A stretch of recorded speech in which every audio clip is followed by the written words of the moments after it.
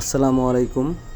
প্রভাত ফেরি পাঠশালা স্কুলের ছাত্রছাত্রীদের বার্ষিক ক্রীড়া প্রতিযোগিতা অনুষ্ঠানে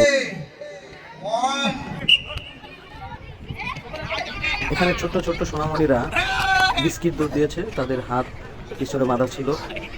তারা আসলে তাদের সর্বোচ্চ দিয়ে চেষ্টা করতেছিল বিস্কিট লুফে দিতে পারে। আসলে এটা সকল ছাত্রছাত্রীর জীবনেই এরকম একটা মজার মুহূর্ত হয়তো থাকে, আমার ছিল। তাই আমি আমার স্কুলের ছাত্রছাত্রীদেরকে সেই আনন্দময় মুহূর্তগুলো উপহার দেওয়ার জন্য এই বিশেষ আয়োজনটি সবসময় করে থাকি।